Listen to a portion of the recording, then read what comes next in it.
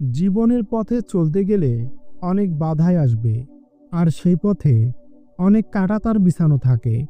কখনো বা তোমার ব্যর্থতা, কখনো বা সেটা অপমান, আবার কখনো কখনো নিজের অজান্তেই নিজের মধ্যেই জন্ম নেয় সন্দেহ নামক আরেকটি মানুষ। আর সেটা হলো, আমি কি তাহলে পারবো? এই প্রশ্নটাই আমাদের সবার পিছনে টেনে ধরে। অথচ আমরা কম বেশি সবাই এটাই জানি যে সাফল্যের সবচেয়ে বড় চাবিকাঠি হচ্ছে নিজের উপর নিজেকে পুরোপুরি বিশ্বাস করা, এবং সেই বিশ্বাসের উপর ভর করেই সামনে থাকা অচেনা পথে এগিয়ে যাওয়া।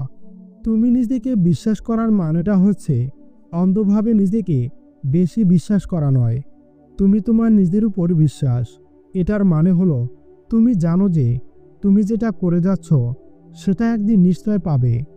এখন কিংবা এই মুহূর্তে হয়তোবা তুমি সেটা পাবে না, কিন্তু তুমি একদিন তা অবশ্যই অর্জন করবে।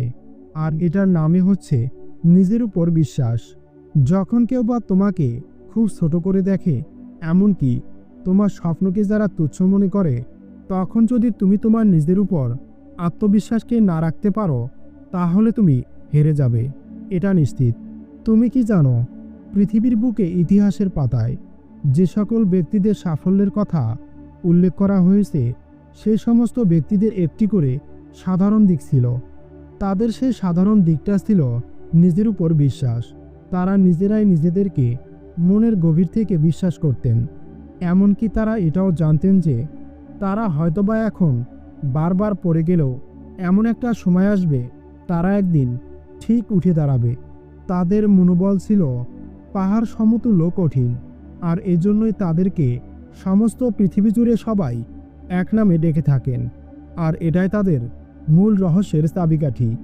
এই ধরনের মনোভাব কেবলমাত্র তখনই আসে যখন সে নিজের উপর নিজেকে আত্মবিশ্বাসী করে তোলে।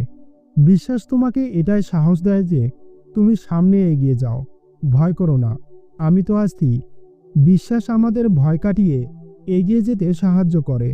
ভয় আমাদের প্রত্যেকটা মুহূর্তেই সে থাকবে, কিন্তু আবার সেই ভয়কে জয় করার শক্তি আসে নিজেদের মধ্যে থাকা আত্মবিশ্বাস থেকে। যদি তুমি তোমার ক্ষমতা, তোমার পরিশ্রম, এমনকি তোমার ইচ্ছাশক্তিকে তুমি মনে প্রাণে বিশ্বাস করো, তাহলে পৃথিবীর আর কেউ তোমাকে তোমাকে থামাতে পারবে না। আজকের পরাজয় তোমার আগামী দিনের শক্তি হতে পারে, শুধুমাত্র তুমি যদি নিজের উপর বিশ্বাস রাখতে পারো।